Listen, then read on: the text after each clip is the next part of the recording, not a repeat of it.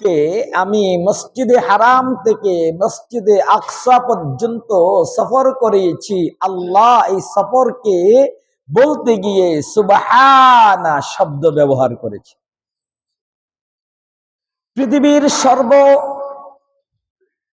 পৃথিবীতে আশ্চর্যজনক কোন শব্দ যদি ব্যবহার হয় সে জায়গার মধ্যে সুবহানা শব্দ ব্যবহার হয়। এই জন্য আল্লাহ সুবহানা শব্দ ব্যবহার করে রাসূলের ইসরা এবং মেরাজ নিয়ে আলোচনা করেছে। মেরাজের আলোচনা কোথায় করেছেন? সূরাতুন নজম। আল্লাহ বলেন বিল উফুকিল আ'লা ইনদা সিদরাতিল মুনতাহা। মেরাজের আলোচনা ইসরাতে রাসূলুল্লাহ সাল্লাল্লাহু আলাইহি ওয়াসাল্লাম বাইতুল মুকাদ্দাস পর্যন্ত যাওয়ার আগে আগে হযরতে জিবরাইল আলাইহিস সালাতু ওয়াস সালাম আল্লাহর নবীকে কিভাবে নিয়েছেন, লম্বা ঘটনা, এগুলো আপনারা অনেকটি জানেন। আমি শুধু এতটুকু বলবো, রাসূলুল্লাহ সাল্লাল্লাহু আলাইহি ওয়াসাল্লামকে বাইতুল মুকাদ্দাস পর্যন্ত নেওয়ার জন্য যখন হযরতে জিবরাইল রওনা হয়েছেন, প্রতিমধ্যে আল্লাহর রাসূলকে জাহান্নাম দেখানো হয়েছে। জাহান্নামে কোন পাপীদের কি কি শাস্তি, কার কি কি শাস্তি, কোন গুনাহগারের কি কি শাস্তি, সবগুলো আল্লাহ রাসূলকে আল্লাহ হযরতে জিবরাইলের মাধ্যমে দেখিয়ে দিয়েছে। যেগুলো আমরা ফাঁকে ফাঁকে অনেক বয়ানে আপনাদেরকে বলি, গত বয়ানও কিছু, তার আগের বয়ানে, তার আগের জুমাতে আমরা বলেছিলাম। মনে আছে কি আপনাদের? আল্লাহ রাসূল ইসরা করছেন, আল্লাহ রাসূল হঠাৎ করে দেখতে পান কিছু মানুষের নখগুলো তামার লম্বা লম্বা। মনে আছে? নখগুলো দিয়ে নিজের চেহারার গোশতগুলো এইভাবে নিজে নিজে কি করে, খামসি দিয়ে নিজের চেহারার গোশত নিজে নিজে খায়, নিজের হাতের গোশত, পায়ের গোশত নিজে নিজে খায়। রক্ত জড়িত তামার, জাহান্নামের আগুনের তামার নখ। রাসূল জিজ্ঞাসা করেন, বন্ধু জিবরাইল, ঘটনা কি, এরা কারা? তখন হযরতে জিবরাইল কি বলেছিলেন? ওয়াইলুল লিকুল্লি হুমাযাতিল লুমাযা। কি বলেছিলেন? এরা ওই সমস্ত মানুষ যারা মানুষের সম্মুখে মানুষকে অপমান করে, পিছনে মানুষের গীবত করে। মানুষের সম্মুখে মানুষকে কি করে?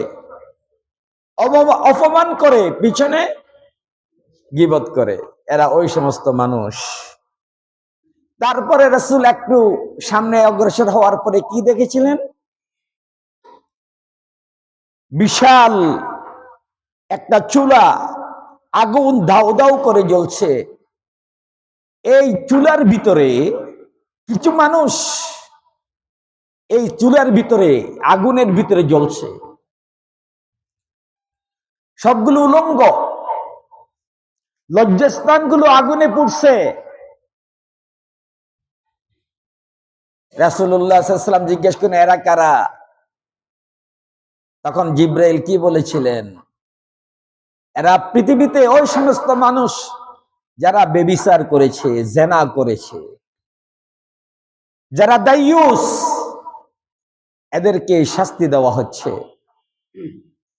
এইভাবে সামনে অগ্রসর হতে হতে এক একটা পাপের এক একটা শাস্তি আল্লাহর রাসূলকে আল্লাহ স্বচক্ষে দেখিয়েছেন, স্বচক্ষে দেখিয়েছেন। প্রিয় ভাইরা আমার, সেইখান থেকে আল্লাহ রাসূল বাইতুল মুকাদ্দাসে গিয়েছেন। তার আগেই আল্লাহ সমস্ত নবী রাসূলকে বাইতুল মুকাদ্দাসে উপস্থিত করে রাখছেন। সুবহানাল্লাহ বলবেন। হযরত জিবরাইল আলাইহিস সালাম বলে, ইয়া রাসূলুল্লাহ, এদেরকে চিনছেন? কারা? এরা হলো আপনার বাবা আদম, হ্যাঁ, আপনার জাতির পিতা ইব্রাহিম, হ্যাঁ, হযরতে নূহ, হযরতে মূসা, হযরতে ঈসা, সোয়া লক্ষ আম্বিয়া আলাইহিস সালাতু ওয়াস সালাম, এরা সব নবীরা, সব রাসূলরা। সুবহানাল্লাহ বলবেন না? ইয়া রাসূলুল্লাহ, এরা কাতারবন্দী হয়েছেন। আল্লাহর নির্দেশ, আপনি নামাজ পড়াবেন 2 রাকাত। কেন? আপনি ইমামুল মুরসালিন, খাতামুন নবিয়্যিন, নবীদের ইমাম। আজকে ইমামতি করে সেই ইমামতের যেই পাওয়ার, সেটা আপনি গ্রহণ করবেন। রাসূলুল্লাহ সাল্লাল্লাহু আলাইহি সাল্লাম 2 রাকাত নামাজ পড়ালেন, সমস্ত নবীদের সাথে সাক্ষাৎ করলেন। এবার জিবরাইল বলেন, ইয়া রাসূলুল্লাহ, এবার হুকুম হলো কোথায় যাওয়া? আকাশে যাওয়া। বোরাক আসলো, রাসূল সাল্লাল্লাহু আলাইহি ওয়াসাল্লাম বসলেন, জিবরাইল বসলেন, প্রথম আসমানে গেলেন, গেট খোলে না। জিবরাইল বলেন, গেট খোলো। আপনার সাথে কে আছেন? জানেন না হাদিসটা? আমার সাথে আছেন আখিরি নবী, দো জাহানের সরদার মুহাম্মদ রাসূলুল্লাহ। আকাশের প্রথম আসমানের দাওয়াত জিজ্ঞেস করে, আল্লাহর নবীকে আকাশে উঠার পারমিশন কি আল্লাহ দিয়েছেন? হ্যাঁ, আল্লাহ দিয়েছেন বলি তো এনেছি। সঙ্গে সঙ্গে গেট খোলা হলো। সেই আসমানে থাকলেন কিছু, সেখানে নবীরা যারা আছেন তাদের সাথে সাক্ষাৎ করলেন। দ্বিতীয়, তৃতীয়, চতুর্থ, পঞ্চম, ষষ্ঠ, সপ্তম আকাশে গিয়ে বর্তমান বাইতুল্লাহ শরীফ, কাবা শরীফ যেখানে আছে, এই বরাবর একদম 7 আসমান উপরে আরেকটা ঘর আছে। ঘরটার নাম কি? বাইতুল মামুর। ঘরটির নাম কি?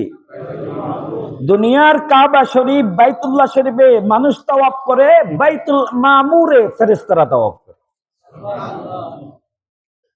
আল্লাহর নবীকে বাইতুল মামুর দেখানো হলো। সেইখানে হযরত ইব্রাহিম আলাইহিস সালাতু ওয়াস সালাম আল্লাহর ঘরের সাথে এইভাবে ঠেস দিয়ে বসা, আর তার সামনে হাজার হাজার লক্ষ লক্ষ ছোট ছোট পিচ্চি বাচ্চারা কোরআন শিখতেছেন। সুবহানাল্লাহ। হযরতে মুহাম্মদুর রাসূলুল্লাহ সাল্লাল্লাহু আলাইহি ওয়াসাল্লাম জিবরাইলকে জিজ্ঞেস, জিবরাইল, ওনারা কারা? আপনি চিনছেন না, উনি তো আপনার জাতির পিতা ইব্রাহিম। তখন সঙ্গে সঙ্গে হযরতে ইব্রাহিম আমাদের নবীকে সম্বোধন করে, আসসালামু আলাইকুম ইয়া বুনাই। ইব্রাহিম কি বলছেন? আসসালামু আলাইকুম ইয়া বুনাই, হে আমার ছেলে, আল্লাহ তোমার উপরে শান্তি বর্ষণ করুক। সুবহানাল্লাহ। হযরত ইব্রাহিম রাসূলকে কি সম্বোধন করেছেন? ইয়া বুনাই। বুনাই তো কি? হে আমার সন্তান। সুবহানাল্লাহ বলবেন। জিজ্ঞাসা করা হলো, এই বাচ্চাগুলো কারা? তখন কি উত্তর দিছে বলেন তো? এগুলি তো পুরান ইতিহাস, আপনারা তো জানেন, এগুলি এই জন্য আমি কম বলি। বাচ্চাগুলো হলো তারা যাদের বাচ্চা জন্মগ্রহণের সময় অথবা জন্মগ্রহণ করার পরে নাবালক অবস্থায় মারা গিয়েছে, এবং মা বাবা ধৈর্য ধারণ করেছে, আল্লাহ দিয়েছেন, আল্লাহ আমানত, আল্লাহ আবার নিয়ে গিয়েছেন। এই জন্য মা বাবা ধৈর্য ধারণ করেছেন। এই সন্তানগুলো তারা আল্লাহ রাব্বুল আলামিন হযরত ইব্রাহিম আলাইহিস সালামের মাধ্যমে তাদেরকে কোরআনের শিক্ষা দিচ্ছে। সুবহানাল্লাহ। আসতে বলছেন। যাদের শিশু সন্তান মারা গিয়েছে, হয়তো গর্ভ অবস্থায় মারা গিয়েছে, অথবা গর্ভ হওয়া, ভূমিষ্ঠ হওয়ার সাথে সাথে মারা গিয়েছে, অথবা বালেক হওয়ার আগে মারা গিয়েছে, যদি আপনি ধৈর্য ধারণ করেন, আল্লাহকে যদি দোষারোপ না করেন, এবং আল্লাহ নিয়ে গেছে এটার উপরে যদি আপনি সন্তুষ্ট থেকেছেন, ধৈর্য ধারণ করেছেন, তাহলেই আপনার কপাল খুলে গিয়েছে। জানেন না কি এদের হিসাব কি? এরা বিনা হিসাবে জান্নাতি। এদেরকে আল্লাহ বলবেন, এই জান্নাতে চলে যাও। সবাই জান্নাতের গেটে গিয়ে দাঁড়া যাবে। এই শিশু সন্তানগুলো কোথায় দাঁড়াবে? জান্নাতের গেটে গিয়ে দাঁড়া যাবে। আর এটা সহিহ হাদিস, এগুলো কোনো কোনো কারো বানানো কোনো ভুয়া কিচ্ছা কাহিনী না। এরা জান্নাতের গেটে গিয়ে দাঁড়া যাবে। দাঁড়িয়ে তারা ফুলের তোড়া নিয়ে দাঁড়িয়ে যাবে। আল্লাহ বলবেন প্রবেশ করো, তারা বলবেন না আল্লাহ, আমরা তো একা একা প্রবেশ করব না। রাসূল তখন আল্লাহ বলেন কি চাও? আল্লাহ, যার গর্বে আমাকে পাঠিয়েছ সেই মা কোথায়, সেই বাবা কোথায়? ওদেরকে না নিয়ে তো আমরা জান্নাতে প্রবেশ করব না।